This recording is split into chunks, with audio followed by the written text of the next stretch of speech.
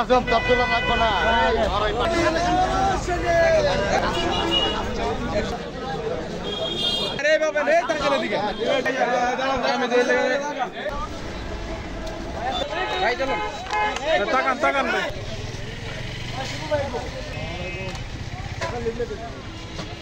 31 দফা বাস্তবায়নের অনুষ্ঠানে আমরা 26 নম্বর ওয়ার্ডে আসছি।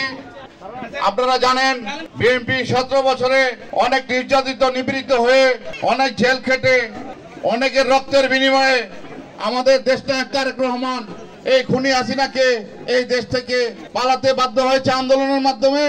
বিগত 17 বছরে বাংলাদেশের জনগণ ভোট দিতে পারে নাই। আমরা আগামীতে দেশ স্বাধীনের মাধ্যমে ইনশাআল্লাহ আমরা বাংলাদেশের জনগণ ধানের শীষ মার্কায় ভোট দেব। আপনারা আরো জানেন আমাদের মহানগর বিএনপি সাখাওয়াত ভাই টিউ ভাই বিগত আন্দোলনের সময় অনেক নির্যাতিত হয়েছে, অনেক জেল খেটেছে, অনেক কষ্টের পর এই মহানগর বিএনপি টিকে আছে। এখন বর্তমানে 5 তারিখের পর কিছু বহিষ্কৃত আওয়ামী লীগের দোসর তারা বলতেছে এখন বিএনপি, কিন্তু 5 তারিখের আগে বিএনপি বলে নাই। আমাদের জনাব তারেক রহমান বারবার বলতেছে যে আওয়ামী লীগের দোসর যারা আছে তাদের দলে কখনো ঠাঁই নেই আর ঠাঁই হবে না।